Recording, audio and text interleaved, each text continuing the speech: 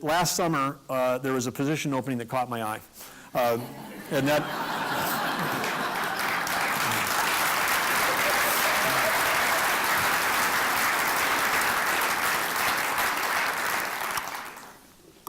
And that was when Jack Dalrymple, who's farms down the road from Arthur in Castleton, announced that he wasn't running again. I had co-chaired Jack's campaign, as I had been an honorary chair for Hoven before that, for John Hoven, now our senator, and I thought Jack was going to run again, and all of a sudden he's not running. And so then I thought, well, that's interesting.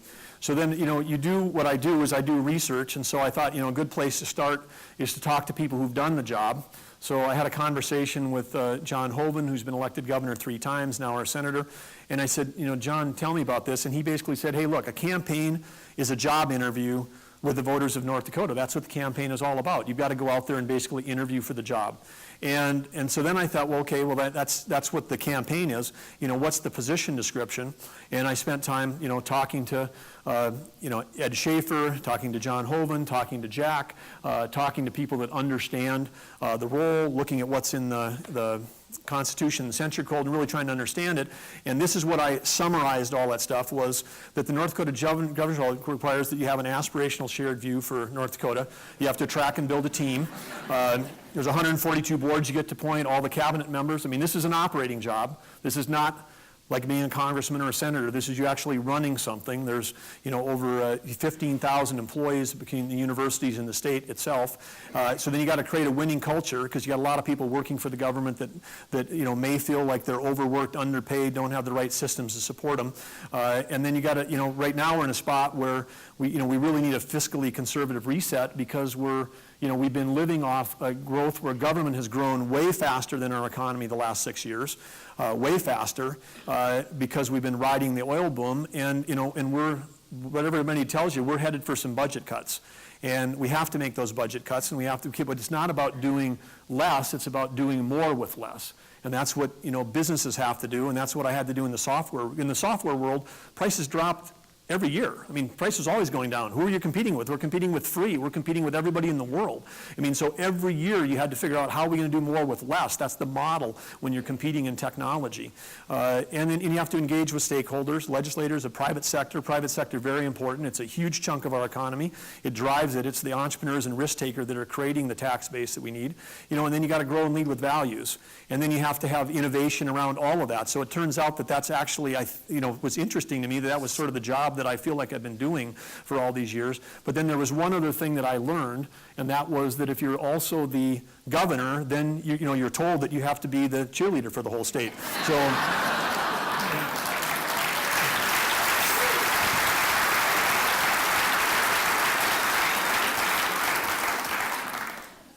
So anyway, I guess I'm trying to make the case that this is a job interview. You've asked me the question effectively, which is, do you understand the job? Do you want to do it? And I'm trying to tell people, I'm trying to tell the voters that are going to decide on this job thing. I said, I feel like I've got the leadership skills, and I feel like because of the technology changes that are coming in my life in technology and my life in building cities in North Dakota, that I've got a set of skills that are uniquely relevant to this point in time. I just feel that. And so then if you said, why are you running? Well, because people would say, why would you want to do that? Why would you want to give up this great life in the private sector, to go be a politician? And then I would listen to people about what they thought being a politician was, and this is where I feel like this is where there's a need for a change, because I don't want to call it the big lie, but the big lie about being a politician is that some group has to be right and some other group has to be wrong. And not only that the other group has to be wrong, we have to be angry at them, and then we have to also either demean them, or they're immoral, or they're un-American, they're unpatriotic, and we get this division that's going on between the people that want to put labels on everything, and they'd rather put a label on something than to listen to each other, and then they dig in and they go from being not just polarized, but also being paralyzed. And I look at that and I'm like, how in the world? You could never build a business and be successful at the scale that I've had a chance to be with the teams I've had, if you didn't listen to each other, if you didn't have, the cauldron of debate going on, if you didn't have people with different points of view in that company sharing those points of view, and then if you didn't resolve those disputes by actually looking at the data as opposed to just shouting louder. So, it turns out that when they said, this whole why thing, I thought about it hard, and I really said, I don't want to be a politician. I don't want to be a politician.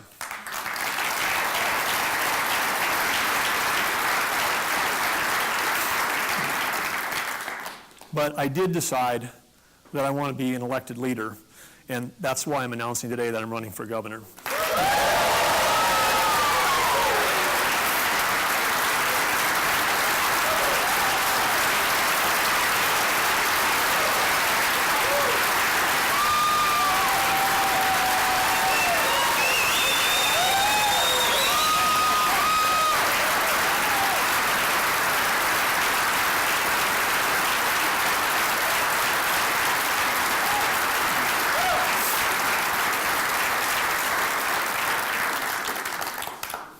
You guys are all too kind, but thank you for that. I'm going to need all of that and more, because I'll tell you why. Because I'm so grateful for your support, and I look around the room and I see people in this room that I've spent my life with, I've worked with, I've gone to high school with, gone to college with, built companies with, built Fargo with, hunted with.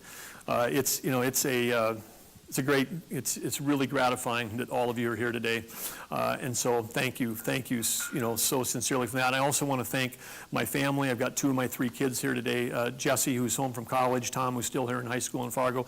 Catherine, who's just a rock pillar. You're amazing. So, anyway, when you're surrounded by the love of your family, this makes it easier, but it's still hard, and so we need all of your help. And I need your help partly because of the path that I'm choosing.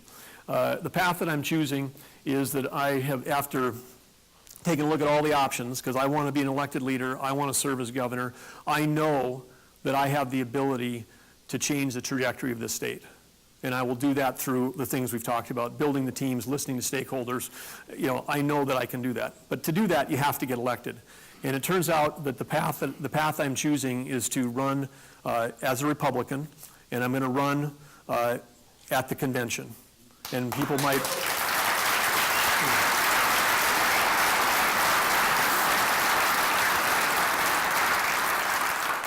And some of you are very familiar with that process in this room, and some of you may not understand that. But this convention, there'll be 15 to 2,000 people gathering in Fargo in early April. It's about candidate endorsement and candidate selection.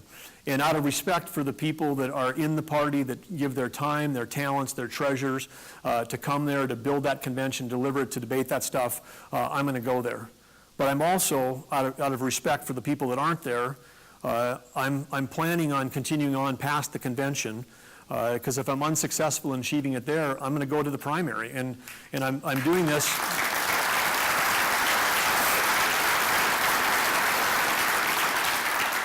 I want to be very clear. I'm not doing this out of any disrespect for anybody that's involved in the convention, but I also know that if you're a single mother in Minot with 2 kids. Do you have 3 days you can take off and $1,000 to come get a hotel room in Fargo and, sit in a convention for 3 days? If you're a college kid that's, got, tests and finals, I mean, do you have the time to come off and go to the convention? Even if you can even figure out how to get registered as a delegate? Because it's not like buying something on Amazon. It's a little more got to, know somebody to get there thing, but it's, so that's that. And then if you're, what if you're a new American? If you're a new American, how in the world would you even know that this thing is even happening? And even many Republicans in the state are not connected. So I'm trying to build the state for not just the Republicans that are here today, but for the ones in the future that may become Republicans, that may become active North Dakotans. And that means, women. It means young people. It means new Americans. And the only way I can do that is to go to the primary as well. And so it's not out of disrespect for the people at the convention. It's because I respect all the people that can't get to the convention that I want to do that. And I'm sure that'll be one of the first things that people will take issue with me, that I'm not respecting the process. But hey, guess what? I spent my whole life doing stuff that people told me I shouldn't do, and it's.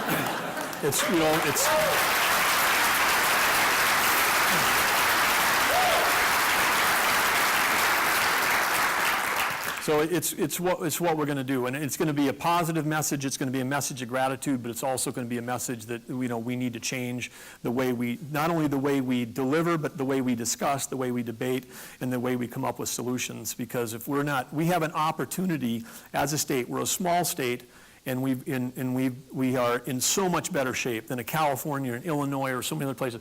We actually have an opportunity to transform everything we do, from education to healthcare. We have a chance to transform and actually lead and be different and better than everyone. We can do that the same way we did at Great Plains. We can do that with North Dakotans. We can make it happen. But again, to do that, you have to be elected. I should also just tell you, I'm going to the convention. I will compete vigorously at the convention, but I want everybody here to understand that I don't have any expectations that I'm going to win at the convention. People should just know that. I will go there, I'm going to compete, but I just don't think that's not in the cards. When you're the outsider coming in, it's a very tough thing. That's why we need your help. And we'll use that as a springboard to go on. But that thing. So what you can do, you can get involved. You can stay up to date. You can donate at dougburgum.com. And if you also want to just follow us, you can follow us on Facebook, you can follow us on Instagram, you can follow us on Twitter. And then the thing we need more than anything, because some of you will be attending the convention, if you're there, would love to have your vote and support. For the majority of the people that aren't at the convention, we're going to need help getting people out for the statewide primary on June 14th. That's what we're going to need to do. So that's the game plan. I have made no campaign promises today. It wouldn't be a campaign if I didn't start off with a campaign promise. So I have one that I want to share just to kind of get myself going. I did buy Politics for Dummies and paging through there and talked about this section. But anyway, I'm going to be campaigning all over the state. And when we were in high school, we had a thing called it wasn't really fictional, but we had T-shirts, so I guess that made it real. But we had a thing called the DHS, the Dakota High School ski team, and we had some of those pictures of the horizon and the little telephone poles, and it's being really flat. But anyway, I'm committing that I'm going to ski at all 4 North Dakota ski resorts during this campaign.